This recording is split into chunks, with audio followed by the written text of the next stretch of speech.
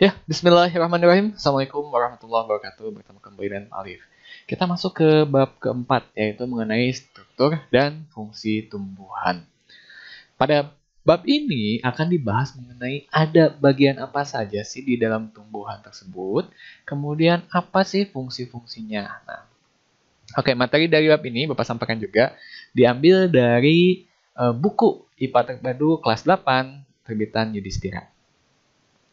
Oke, kita masuk saja ke yang bagian pertama, materinya ya. Nah, ternyata bagian tumbuhan ini secara garis besar bisa dibagi-bagi nih. Yang pertama ada yang berdasarkan ada di atas tanah atau di bawah tanahnya. Nah, kalau misalnya di bawah tanah itu disebut dengan sistem perakaran. Kalau yang di atas tanah dia disebut dengan sistem tajuk. Kalau sistem perakaran apa aja? Berarti bagiannya akar. Kalau sistem tajuk, nah yang ada di atas tanah nih, ada apa aja nih? Ada batang, ada daun, ada bunga. Nah, kemudian ada juga yang di pohonnya itu ada biji dan buah. Jadi kalau di ini akar, yang sistem perakaran, kalau sistem tajuk ada batang, ada daun, ada bunga, ada buah, dan ada bijinya. Oke, nah selain itu, bagian tumbuh-tumbuhan juga bisa dibagi berdasarkan fungsinya. Nah, nanti ada yang disebut dengan ini nih, bagian vegetatif. Kalau bagian vegetatif itu apa aja? Akar, batang, dan daun.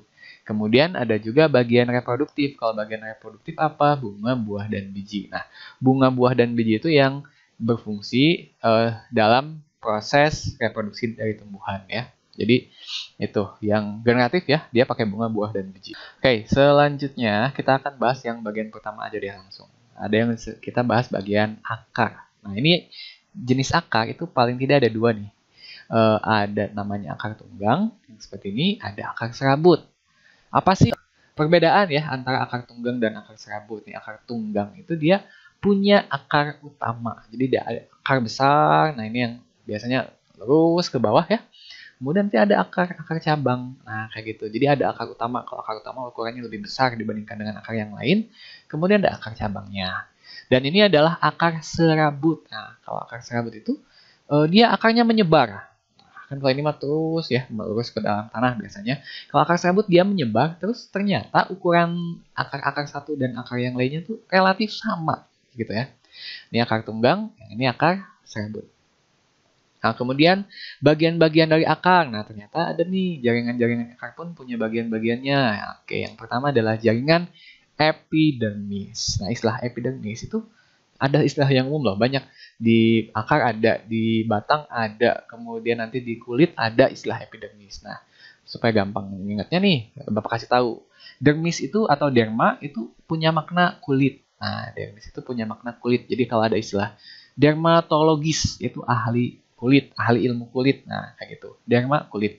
Epi berarti kemungkinan punya makna dia itu lapisan luarnya, luar. Nah, kayak gitu. Jadi kalau epidermis itu adalah lapisan terluar. Kalau kita ngobrolin akar, berarti epidermis di akar itu adalah lapisan terluar dari akar. Kalau yang ngomongin batang, ada istilah epidermis lagi, berarti dia lapisan terluar dari batang, gitu ya. Nah, di akar ini epidermisnya punya sifat yang disebut dengan semi permeable ya. Apa sih artinya semi permeable itu dia membran tersebut, jadi si epidermis ini yang paling luar itu dapat dilalui oleh molekul-molekul pelarut. Nah, dan tidak dilalui oleh zat terlarut. Nah, semi permeable itu karena dia pelarut itu kan air ya. Nah, dia bisa dilalui oleh air. Kalau misalnya istilah apa sih Pak pelarut dan terlarut itu apa? Bapak kasih contoh. Jadi kalau ada air sama gula, kita masukin misal gulanya dikasih air ya, nanti kan larut ya. Jadi cair si gulanya itu larut. Nah, zat pelarutnya adalah air. Zat yang terlarutnya, yang jadi cairnya tuh adalah gulanya kalau di situ. Oke, kita balik lagi ya. Selain bersifat semi permeable nih, di dalam epidermis juga ada bagian sel-sel yang menonjol. Nah, kayak gini nih. Nah, ini disebut dengan rambut-rambut akar.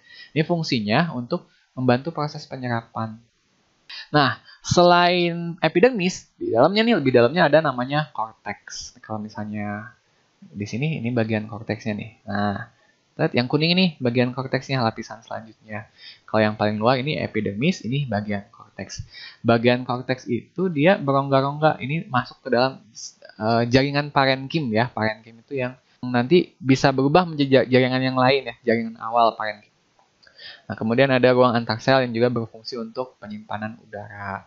Juga di dalam beberapa tumbuhan nih, di korteks itu adalah tempat menyimpan cadangan makanan ya. Jadi ada beberapa tumbuhan yang menyimpan cadangannya di akar. Selanjutnya ada jaringan endodermis nih. Ketemu istilah dermis lagi. Dermis itu berarti lapisan atau kulit lagi ya. Kalau endo berarti yang di dalamnya. Nah, dia itu batas antara korteks sama silinder pusat ya. Nah, sama. Bapak kasih lihat lagi nih di sini nih. Nah, kan kalau korteks itu yang ini kan warna kuning ya. Nah, ini nih yang ungu tua, nah itu adalah endodermisnya. Kalau yang ungu di bawahnya itu namanya silinder pusat ya. Nah, apa nanti fungsi dari endodermis? Fungsi dari endodermis itu dia menjadi saluran atau pengatur antara jalannya air mineral dari korteks ke silinder pusat. Kemudian ada yang disebut dengan silinder pusat. Nah, di silinder pusat ini adalah jaringan pengangkut. Nah, tukang angkutnya ya. Jadi yang distributornya gitu ya, yang apa sih yang diangkut? Nah, diangkut dalam tumbuh-tumbuhan itu adalah air, juga ada zat makanan dan zat organik hasil fotosintesis. Nah, kita ngebahas nih tentang ada apa aja nih di jenis jaringan pengangkut pada silinder pusat. Ada pembuluh kayu atau silem. Ada yang bilang silem, ada yang bilang silem ya. Kalau Bapak bilangnya silem. Juga ada pembuluh tapis atau phloem. Ini phloem ada bilang phloem kayak gitu. Oke, ada dua pembuluh silem dan pembuluh phloem atau phloem. Kalau silem itu dia berfungsi mengangkut air dan mineral dari akar ke batang atau daun. Kalau phloem dia mengangkut zat makanan atau zat organik hasil fotosintesis. Jadi kalau misalnya ini tuh zat makanan tuh apa? Gula, karbohidrat, amilum ya, C6H12O6 itu yang hasil fotosintesis, sama zat organik yang hasil fotosintesis itu adalah O2 atau oksigen. Ini kalau buat mengingat ya, mana yang silem, mana yang phloem. Nah, Bapak cara mudahnya melihat huruf F nih pada phloem, ada F kan? Fotosintesis. Oh, berarti yang phloem yang huruf F awalnya itu adalah yang ngangkut hasil fotosintesis. Nah, sekarang untuk diingat selanjutnya, apa sih hasil fotosintesis? Hasil fotosintesis itu adalah zat makanan dan oksigen. Oke, kalau silem berarti dia mah yang ngangkut air dan mineral. Nah, itu ya. Jadi silem yang ngangkut air, kalau phloem yang ngangkut hasil fotosintesis. Apa sih hasil fotosintesis? Hasil fotosintesis adalah zat makanan atau karbohidrat ya, dan oksigen.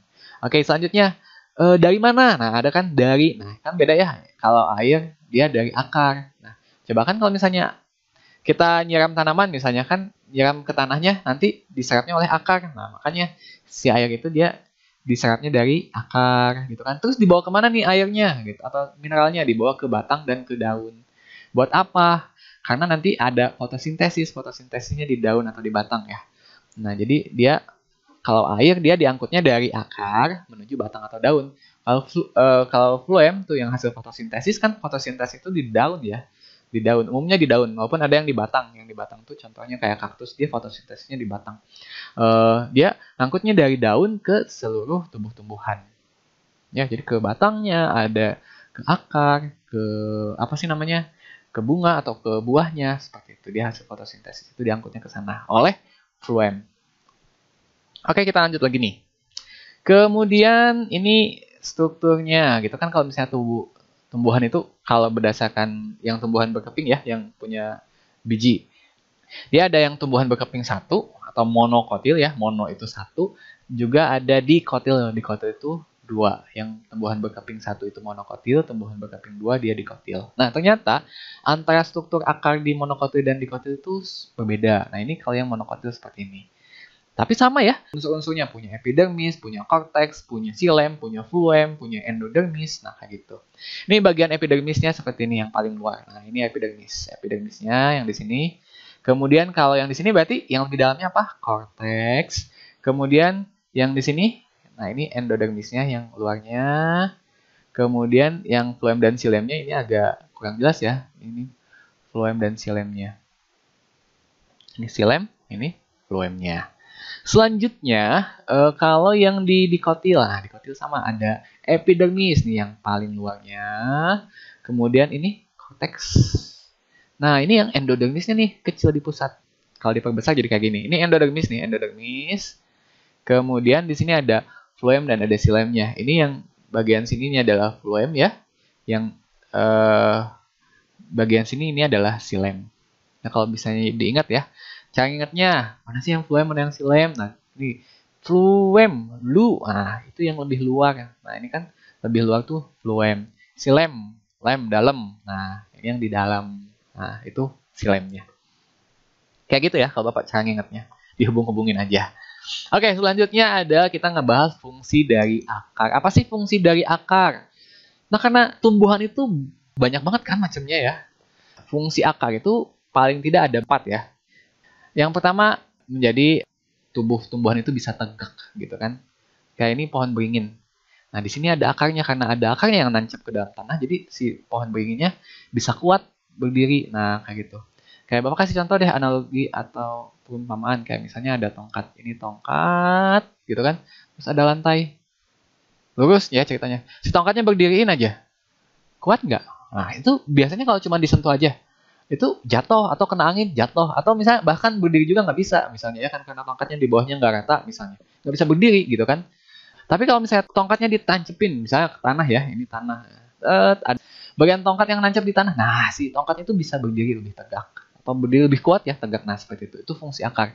Jadi si batang tumbuhannya itu bisa berdiri tegak kayak gitu. Oke, selanjutnya akar juga berfungsi menyerap air dan garam mineral. Jadi kalau misalnya kan ada air, butuh air ya buat fotosintesis, dia nyerapnya dari akar. Nanti dimasuk dia ini kan ke daun atau ke batang untuk fotosintesis ya. Selanjutnya dia juga menjaga kekompakan tanah. Nah, sehingga bisa mencegah terjadinya erosi. Nah, karena ada akar, jadi si tanahnya itu tidak mudah untuk hanyut gitu. Kalau misalnya ada banjir, nah atau ada hujan, itu nggak mudah hanyut. Jadi nggak ada erosi. Selanjutnya pada tumbuhan tertentu nih, ada yang menyimpan cadangan makannya di akar. Jadi umbi akar nih contohnya, ini ada lobak, ada ubi jalak, ada wortel. Selanjutnya ada juga yang punya fungsi khusus, jadi penyokong nih. Kayak ini pohon beringin. Nah, ini contoh gambarnya ya dari pohon beringin. Ini ada pohon beringin, ini ada akarnya. Nah, ini disebut juga dengan akar gantung ya, akar gantung. Nah, ini pohon beringin. Jadi macam-macam tuh. Nah, ini pohon beringin ya, contoh lainnya seperti ini. Nah, ini adalah akar gantung dari pohon beringin. Selanjutnya, ada juga namanya akar nafas atau respirasi dari tanaman mangrove atau bakau. Kalau akar nafas bentuknya seperti ini. Nah, ini akar nafas. Nah, kayak gini. Tuh. Ini kalau bakau itu bentuk akarnya macam-macam ya. Ada yang jadi kayak piramid atau apa, kerucut. Seperti ini bagian air, kemudian ada yang di luar airnya, ini akar nafas. Atau ada yang seperti ini, bakau ya, mangrove, yang bisa membantu mencegah abrasi di pantai. Nah, itu mengenai akar. Itu saja dulu yang bagian pertama ngebahas tentang akar, mudah-mudahan difahami. Silahkan kalian kerjakan latihan soal yang ada di deskripsi. Terima kasih. Assalamualaikum warahmatullahi wabarakatuh.